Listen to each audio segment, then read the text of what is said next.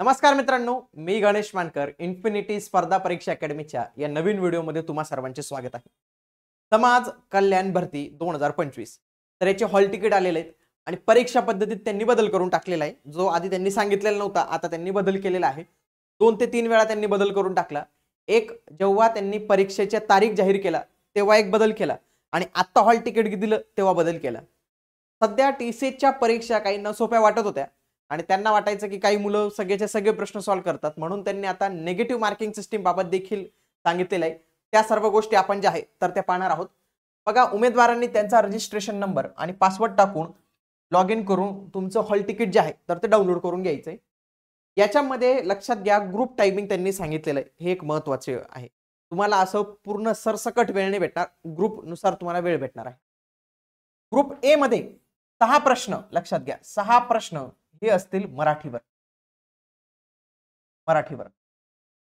पुढचे विषय इंग्लिशचे असतील 6 प्रश्न. इथं काय म्हटले, सामान्य ज्ञान प्लस चालू घडामोडी याचे असतील 6 प्रश्न. गणित अधिक बुद्धिमत्ता चाचणी याचे असतील 7 प्रश्न. असे 25 प्रश्न. या 25 प्रश्नांसाठी वेळ असेल तुम्हाला 30 मिनिटे. अशाच पद्धतीने काय होईल की प्रत्येक सेक्शन मध्ये 7 प्रश्न एकाचे असतील. म्हणजे पुढच्या सेक्शन मध्ये जीएस चे 7 प्रश्न असतील, त्याच्या पुढच्या सेक्शन मध्ये याचे 7 प्रश्न असतील आणि ग्रुप डी मध्ये याचे 7 प्रश्न असतील. आलं तुम्हाला लक्षात? आता हे लक्षात घ्या. आता हे झालं 25. नेमकं काय होतं म्हणजे महिला बाल विकासचा अनुभव असा सांगतो की पहिला जो ग्रुप असतो ना हा सोपा असतो. मग काठिण्य पातळी इथं वाढते आणि याच्यामध्ये वाढत जाते. म्हणजे हा एक बदल जो आहे तर तो होत असतो, लक्षात घ्या. म्हणजे पहिला ग्रुप ए सेक्शन तुम्हाला फार सोपा वाटेल, ग्रुप बी सेक्शन अवघड होत जातो, ग्रुप सी सेक्शन अवघड होत जातं, ग्रुप डी सेक्शन जे आहे हळूहळू अवघड जे आहे तर ते होत जातात. हे लक्षात घ्या तुम्ही. तर अशा पद्धतीने टाइम असणार आहे 120 मिनिट. 120 मिनिट जे आहे तर तो टाइम असणार आहे, त्याची व्यवस्थित काळजी घ्या. आणि यावेळी त्यांनी काय सांगितलेले, 0.5 ऋणात्मक गुण असतील. म्हणजेच काय की प्रत्येक प्रश्नांसाठी 2 गुण आहेत, बरोबर आहे. प्रत्येक प्रश्न, एक प्रश्न बरोबर आला तुमचा तर तुम्हाला मिळतील 2 गुण. समजा एक प्रश्न तुमचा चूक झाला तर तिथं लिहायचं वजा 0.5 गुण. याच्यामुळे काय होतं, निगेटिव्ह मार्किंग सिस्टीम असल्यामुळे ते जय माता दी तुक्केवाले ही जी गँग असते ना, तर यांचं काय होतं तर हे प्रश्न सोडताना घाबरतात. 100 प्रश्न आहेत आपले. 100 प्रश्नांपैकी 80 प्रश्न तुम्ही तुमच्या अभ्यासाने सोडवले. आता काय असतं सरसेमध्ये प्रॉब्लेम काय, आउट ऑफ बॉक्स प्रश्न खूप असतात. मग हे जे 20 प्रश्न आहेत ना, त्या 20 प्रश्नांमध्ये आता आधी काय करायचे उमेदवार, डायरेक्टली काही टिक करायचे. समजा काही तर असे होते ए टिक करून यायचे, मग त्याच्या 4-5 तर निघायचेच बरोबर.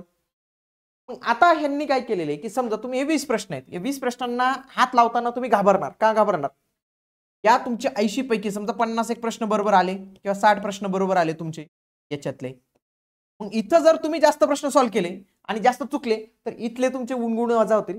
म्हणून उमेदवार जे आहेत तर ते आता थोडंसं घाबरून हा कार्यक्रम व्यवस्थित पद्धतीने करतील. पण आता मला सांगा की जर निगेटिव्ह मार्किंग सिस्टीम आहे, याचा अर्थ असा नाही तुम्हाला जर एखाद्या प्रश्नाचं उत्तर माहिती नसेल की सोडवायचंच नाही, तो ब्लँक सोडून द्यायचा, असं अजिबात करायचं नाही. लक्षात घ्या. 100 प्रश्न असतील तुमचे, या 100 प्रश्नांपैकी 70 प्रश्न तुमचे ओळखीचे लागतायत. हा याच्यात चुकू शकतं ते मी हे नाही म्हणत, पण 70 प्रश्न तुम्हाला सोडवता येत. उरलेले 30 प्रश्नांचं थोडंसं तुमचं कन्फ्युजन आहे. या 30 प्रश्नांमध्ये 15 प्रश्न असेच असतात की ज्याच्या 2 पर्यायामध्ये आपलं कन्फ्युजन असतं. मग समजा ए किंवा बी मध्ये आपलं कन्फ्युजन असेल तर त्यावेळी रिस्क घ्यायची.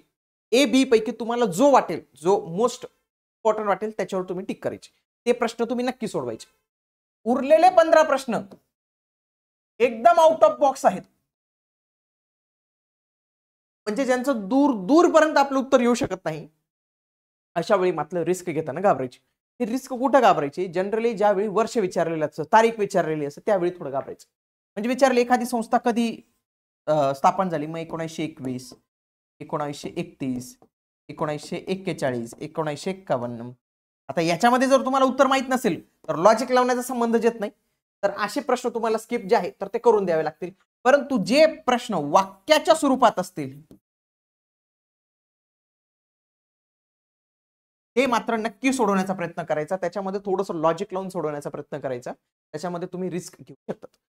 पण सगळेच प्रश्न सोडवण्याचा अट्टास करायचा नाही. 91 प्रश्न तुम्ही नक्की सोडवू शकतात. ज्यांचा चांगला अभ्यास आहे ते 95 पर्यंत जाऊ शकतात. पण 100 प्रश्न जर तुम्हाला खरंच माहिती असतील, खरंच तिथपर्यंत असतील, तरच तुम्ही जाण्याचा जो आहे तर तो प्रयत्न करा. आणि समाज कल्याण भरती सामान्य ज्ञान ज्याला आपण म्हणतो GS प्लस करंट अफेअरचा भाग, याचे कसे प्रश्न विचारतील याच्यावर आपण जे आहे तर ते व्हिडिओ घेणार आहोत. तर तुम्हाला वाटत असेल की अशा पद्धतीचा आपण व्हिडिओ घेतला पाहिजे की ज्याच्यात नेमके कसे प्रश्न विचारतील, कारण की आपण याच्यासाठी काय करणार आहोत की नुकताच झालेला महिला व बालविकास अंगणवाडीचा पेपर, तर या दोन पेपरच्या मधील GS आणि करंटचा रेफरन्स घेऊन तशाच टॉपिकवर आपण प्रश्न तयार केलेले आहेत आणि ते आपण इथे घेणार आहोत आपल्या या चॅनलवर इन्फिनिटी स्पर्धा परीक्षा अकॅडमीच्या. जर तुम्हालाही वाटत असेल की अशी सिरीज आपण चालवावी ज्याचा तुम्हाला येणाऱ्या 4 मार्च पासून जी परीक्षा होईल त्याचा फायदा होईल, नक्की कमेंट बॉक्स मध्ये आम्हाला सगळ्यांना कळवा. आम्हाला ही सिरीज पाहिजे आहे, तर तुम्ही कमेंट बॉक्स मध्ये यस हे जे आहे तर ते टाईप करा. जास्तीत जास्त उमेदवारांनी जर तिथे यस मध्ये वोटिंग केले तर आम्हालाही कळेल की अशा पद्धतीची सिरीज आपण चालवली पाहिजे, त्याचा उमेदवारांना नक्की फायदा होईल. आणि ही सिरीज पूर्णतः आत्ता जो पॅटर्न चालू आलेला आहे टीसीएसला त्याच्यावर बेसच असणार आहे. तुम्ही पाहिलं असेल की आपल्या चॅनलवर आपण अनालिसिसचे व्हिडिओ घेतो संपूर्ण, तर त्याच अनालिसिस वरून आपण काही प्रश्न तयार केलेले आहेत. तर त्याच्यासाठी जर तुम्हाला ही सिरीज पाहिजे असेल GH चे प्रश्नांसाठी खास, तर तुम्ही कमेंट बॉक्स मध्ये यस टाईप करा. त्या जेवढ्या जास्त उमेदवारांचं यस असेल तर त्याच्यानंतर आपण ही सिरीज जी आहे लाईव्ह स्वरूपात सुरू करणार आहोत. म्हणून तुम्ही या चॅनलला सबस्क्राईब करून ठेवा. भेटूया आता आपण पुढील व्हिडिओमध्ये. तोपर्यंत जय हिंद, जय महाराष्ट्र.